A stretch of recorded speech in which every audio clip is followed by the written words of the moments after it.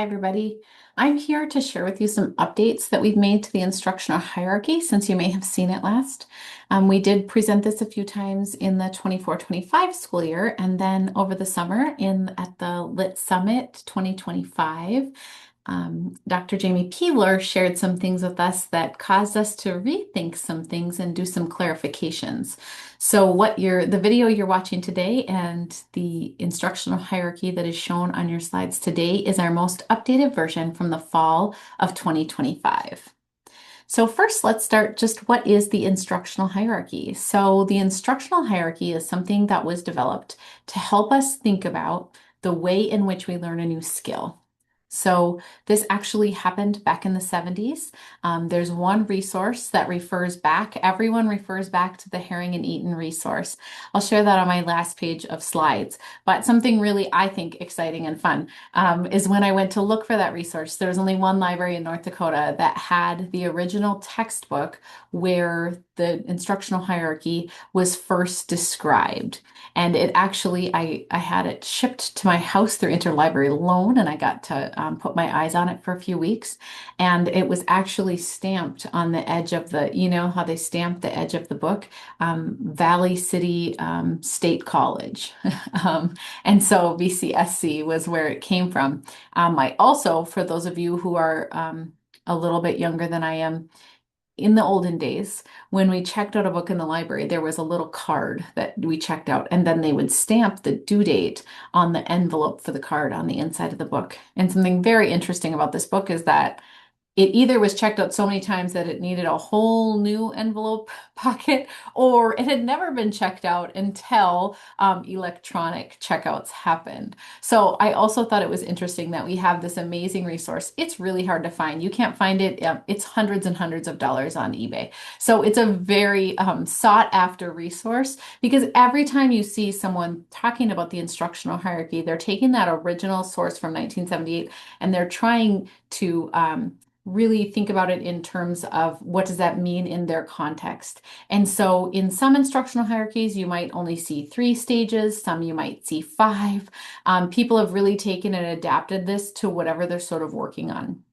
There's really no right or wrong, but I just wanted to give you some of that background because what you see here might be slightly different than what you see in another resource. If you're really interested in digging in, I do have a references page on the last page. All right, so let's start.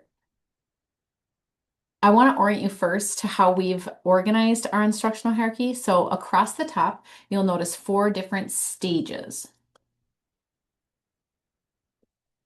Those stages include the acquisition stage, the fluency stage, the generalization stage, and the adaptation stage.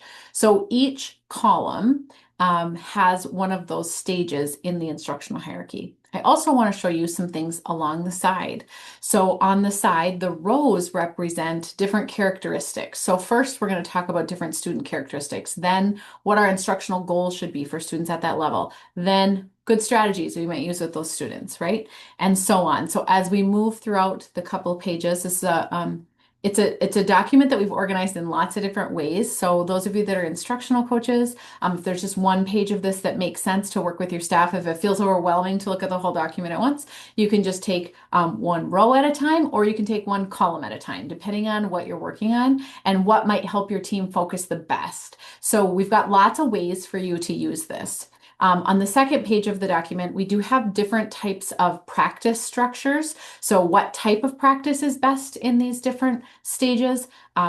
The time between sessions, there's a lot of things that happen where the things in our brain just need a little bit of time, sometimes a little bit of sleep, to sort of connect those ideas together for easier recall. And so the time between practice sessions becomes important too. And then we want to support students differently at different levels. So what type of support is needed? We'll talk about that a little bit too. Finally, you don't always see feedback on here, but we believe that feedback is really essential to learning new skills. And again, depending on where someone is at with their skill development, we don't want to give like all the feedback. It might just be like one little thing at a time that we're doing some error correction on. And so we'll talk about that as well. So we'll start with the first row across all stages, and that is student characteristics. We know for students who are in the acquisition stage, they're first learning a skill. They're not accurate, so there might be a little bit of guessing that's happening. And also, one thing that's really hard to be, it's hard to be fluent. It's hard to be fast at a skill if you're not accurate first. So accuracy comes first in that acquisition stage. We want to work on that accuracy. And then we can get to the fluency stage where students become accurate, but just takes, you can almost, right? You could almost hear and see the wheels turning for our kids as they're learning a new skill, especially those early readers, right? We're like, oh, you just almost want to say it for them because it's right on the tip of their tongue.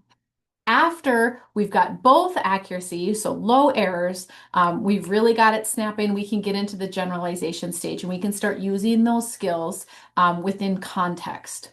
The final stage on our instructional hierarchy is the adaptation stage. And that's the stage in which we can take those new skills and integrate them in novel and new settings. So we don't just have to work on that CVC word when we're in our reading block. We might also, right, be working. We might see something in math and think, oh gosh, I know how to read that word, right? You might have a student see a CVC word in math and they can read that.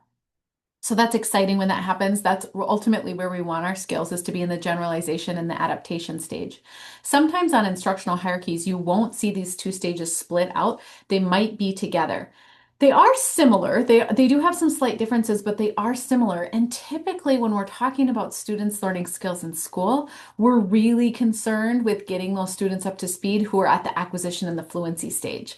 We don't typically have a lot of instruction or small group time for our kids who are at the generalization and adaptation stage. So if you happen to be working in a system that has gifted and talented teacher, share this with them. They'll really like it because they get to do the work over here in the dark blue that we don't always get to do in core instruction, right? So our student characteristics for each of these stages, like I said before, we're high error rates right away, but then we're getting down in the fluency stage, just a couple of errors now. We've got the accuracy, but it's just a little bit slower. And then in the generalization stage, we see students who can distinguish between similar skills and start to apply them across settings. And then adaptation stages where we really get to see the creativity, right? We have students who are using those skills across context and maybe in more and more complex tasks. So maybe the rigor of the task we're asking them to do with that skill really ramps up. Next, we'll look at the goal of instruction. So if we have students who are not yet accurate and not yet fluent, our goal really needs to be accuracy. We can't go for that automaticity piece yet because we have to get it accurate first. In the fluency stage, we want to maintain that accuracy, those low errors, but now we want to start pressing on that automaticity. This is where you might see activities where a student reads a word and a teacher reads a word. And when it's the teacher's time, they kind of jump on the next word and they jump on the next word. And we're modeling really how to get to that automaticity. You could do it with letters, you could do it with sounds, right? If you take turns with the student back and forth, you're really modeling how to like get that next skill real snappy, right? This could also be a time when we use flashcards. So sometimes we hear people say like, oh, you don't use flashcards in science of reading. That's not true. In science of reading, we don't use flashcards to teach a skill. But when it comes to practice, this could be a really nice way for students to practice, perhaps with a little mix. So maybe we have 5 flashcards of words, maybe sounds, letters that we're working on. And now we've put, maybe there are in our set of 5, maybe there's 3 that we think the student is really on their way to being accurate and automatic with. And maybe there's 2 where they're starting to be accurate, but we don't have that snappiness yet, right? It's not real quick. So maybe our deck of 5 has sort of 3 almost mastered and then 2 newish skills. And then we're practicing that automaticity again to try to get those students that idea that in order to be a skilled reader, we need to free up the cognitive desk space with some automaticity, right? And then in our generalization stage, that's when we can maintain the accuracy and the automaticity, but now we're doing that across instructional settings. And then adaptation stage, we can apply those skills in novel and new settings. Next, I'm going to talk about some strategies that we might think about when we're thinking about the type of instruction that we need for the different stages. At the acquisition stage, we really must have explicit instruction. We know explicit instruction is good for students at all stages, but it's really essential for students at that acquisition stage. We want to do some modeling for them and some demonstrations. We might have examples and non-examples that we're working through with them. We probably will have things we're thinking aloud about as we're working through more complex tasks. And then we can give visual and verbal prompts. I have some teachers that ask me sometimes about things like visual phonics. Visual phonics can be a great verbal prompt, visual prompt, but that might be something that as we move into that fluency stage, we're taking that prompt away, right? We're starting to remove that scaffolding. Remember, scaffolding is supposed to be temporary. Scaffolding is not a piece that's up forever. When you think of scaffolding around a building, as we're working on a building, it's a temporary support until we don't need it anymore. Then we remove the scaffolding. So that's really what we need to do as we get toward that fluency stage. We still need repetition, so repeated practice. And then now we want to start measuring both the accuracy and the rate of those new skills. Again, we move to the generalization. We're going to peel back some of those scaffolds again. And now we're going to practice and reinforce that skill across different contexts. And then we can do some, in the adaptation stage, we can do some really fun things like some creative projects and some simulations, right? Type of practice was one that we really worked on over the summer to get this right. So, blocked practice is when we have repeated trials of a skill until mastery. So, we're going to keep repeating until we've got that skill mastered.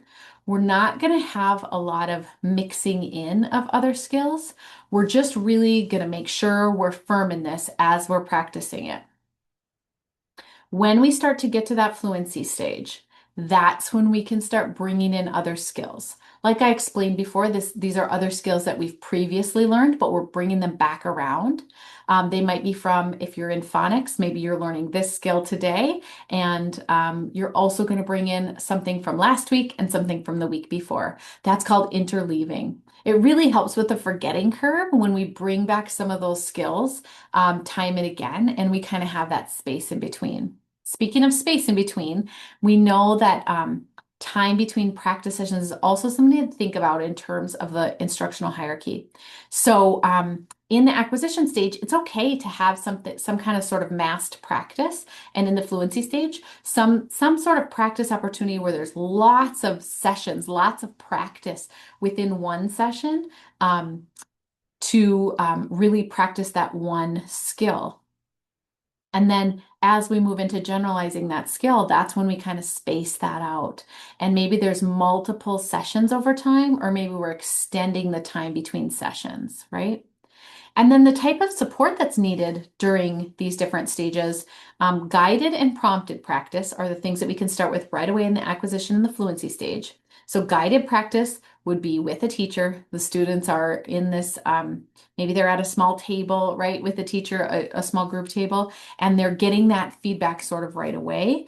And then we might have that prompted practice, like I talked about earlier with the visual phonics. Maybe there's some kind of prompt. Maybe there's something we do with our arms to show how to segment or how to blend something. That's considered a prompt. And students in the acquisition and fluency stages will need those. Somebody in the generalization stage, every once in a while, they might need that sort of reminder. We were in a classroom once, I remember, where a student was really thinking hard about how to do a task, and it was an independent task at their desk. And then they kind of went like this to the teacher, and they pointed out what they were working on. Teacher was at the small group table, and the teacher just did this on her arm, and the student went like this, like, ah, and then the student went like that, and then, oh, and then the student wrote down on her paper. And so that was all she needed to kind of bring it back as she was working through that generalization, right, of that skill.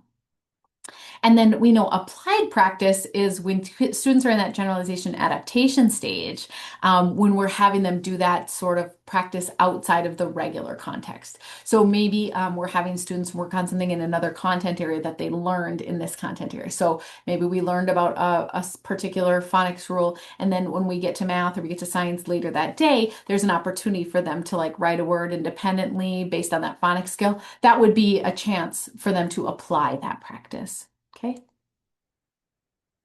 And then I told you when we first were on one of the first slides, I said feedback was something that was pretty unique to North Dakota's instructional hierarchy.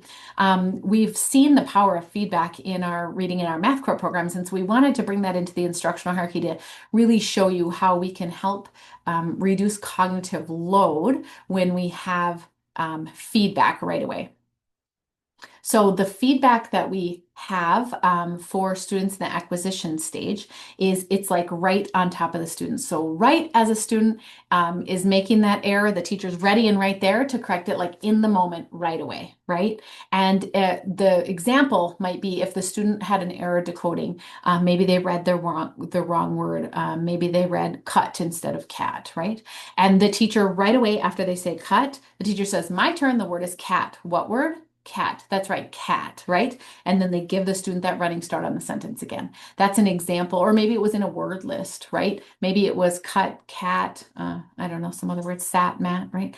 And so as we're going through, we notice a student makes an error. Maybe we go back 2 words on the word list and have them getting a running start at that word again. But the really important thing here is that feedback, that my turn, giving the student the correct pronunciation. What word? Having the student say it again. Yes, teacher says it again, right? So if the word is cat, my turn, the word is cat. What word? Student says cat. Yes, cat. Let's start again. Go back 2 words and have them get a running start on it again. Think of how many more times the student gets to practice just that one word by listening to and saying the correct word. Chances are when they get a running start, they will have a little bit of an auditory remembering that happens as well as that additional practice. Students in the fluency stage, maybe you wait until the end of a line on a word list, or maybe you wait till the end of a sentence and you can say, let's go back to this word. What word was this? At this stage, because they have shown that they can be accurate, we're going to prompt the student to try to be accurate when they make that mistake. We're not going to give them the word because we know that they can do it. We know that they've shown that they have that skill. So again, we're removing the scaffolding when we don't need it anymore. And this is an instance where we don't need it, right? And then in the feedback for the generalization, we might be able to say something really broad like, oh, I felt like that didn't make sense. Can we fix that sentence? Let's read that again. And so we're not even just keying on that word. We're kind of giving them a little more leeway again, because we know that they have shown that they're past the fluency stage. They are accurate and fluent. They're in the generalization. We want them doing those higher level skills and that higher level comprehension, right? And so that feedback is going to be just a little bit different.